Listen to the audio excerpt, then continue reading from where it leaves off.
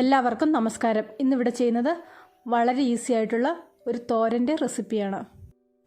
തണ്ണിമത്തൻ്റെ തൊണ്ട് ഉപയോഗിച്ചിട്ടാണ് ഇത് ചെയ്തെടുക്കുന്നത്. തണ്ണിമത്തൻ്റെ തൊണ്ട് വേവിച്ചെടുത്തപ്പോൾ മത്തങ്ങയുടെയും വെള്ളരിക്കായുടെയും ഒക്കെ ഒരു ടേസ്റ്റ് ആയിട്ടാണ് എനിക്ക് തോന്നിയത്. ഇനി നമുക്ക് ഇതുണ്ടാക്കുന്നത് എങ്ങനെയാണെന്ന് നോക്കാം.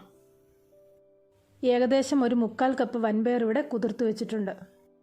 ഇതൊരു പ്രഷർ കുക്കറിൽ കുറച്ച് വെള്ളം ഒഴിച്ചൊന്ന് വേവിച്ചെടുക്കാം. പയർ വെന്ത് വരുന്ന സമയത്ത് ഇതിലേക്ക് വേണ്ട ബാക്കി കാര്യങ്ങൾ ചെയ്തെടുക്കാം.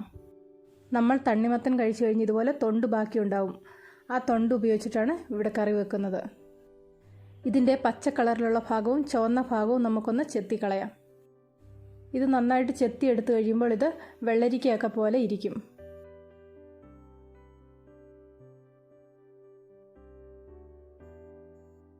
തൊലിയൊക്കെ നന്നായിട്ട് ചെത്തി ഇവിടെ എടുത്തു വെച്ചിട്ടുണ്ട്.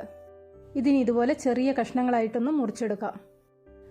മുറിച്ചെടുത്ത തണ്ണിമത്തൻ വേവിച്ചെടുത്ത പയറിലേക്ക് ചേർത്ത് കൊടുക്കുന്നുണ്ട്. ഇതിലേക്ക് കുറച്ച് മഞ്ഞൾപ്പൊടിയും ഉപ്പും കൂടെ ചേർത്ത് കൊടുക്കാം.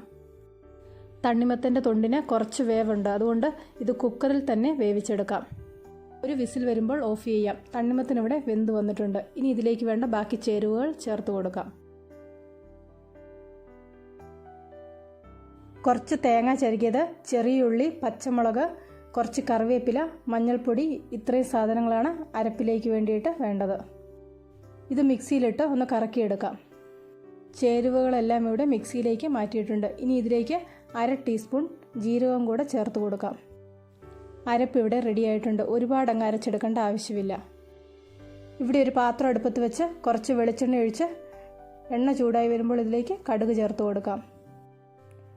കടുക് പൊട്ടി വരുമ്പോൾ ഇതിലേക്ക് ചെറിയുള്ളി അരിഞ്ഞതും കറിവേപ്പിലയും വറ്റൽമുളകും കൂടെ ചേർത്ത് കൊടുക്കാം. ഉള്ളി ചെറുതായിട്ട് മൂത്ത് വരാൻ തുടങ്ങുന്ന സമയത്താണ് വറ്റൽമുളക് ചേർത്ത് കൊടുക്കുന്നത്, അല്ലെങ്കിൽ വറ്റൽമുളക് പെട്ടെന്നങ്ങ് കരിഞ്ഞു പോകും. ഇതൊന്ന് മൂത്ത് വരുമ്പോൾ ഇതിലേക്ക് വേവിച്ച് വെച്ചിരിക്കുന്ന കൂട്ട് ചേർത്ത് കൊടുക്കാം. വേവിച്ചത് ചേർത്ത് കഴിഞ്ഞ് ഇതിലേക്ക് അരപ്പും കൂടെ ചേർത്ത് കൊടുക്കാം. ഇനി ഇതൊന്ന് അടച്ചു വെച്ച് വേവിച്ചെടുക്കാം. അരപ്പൊക്കെ ഒന്ന് വെന്ത് കിട്ടണം. ഇപ്പോൾ അരപ്പൊക്കെ വെന്ത് വെള്ളമൊക്കെ വറ്റി തോരനിവിടെ റെഡി ആയിട്ടുണ്ട്. തണ്ണിമത്തൻ്റെ തണ്ട് തോരൻ ഉണ്ടാക്കാൻ വേണ്ടിയിട്ട് മാത്രമല്ല, മോരുകറിയും ടൂട്ടി ഫ്രൂട്ടിയും ഒക്കെ ഉണ്ടാക്കാൻ വേണ്ടിയിട്ട് ഉപയോഗിക്കാം. ഇന്നത്തെ ഈ റെസിപ്പി ഇഷ്ടപ്പെട്ടെങ്കിൽ ലൈക്ക് ചെയ്യാനും ഷെയർ ചെയ്യാനും നിങ്ങളുടെ അഭിപ്രായങ്ങൾ അറിയിക്കാനും മറക്കണ്ട. പുതിയൊരു വീഡിയോയുമായിട്ട് വീണ്ടും കാണാം.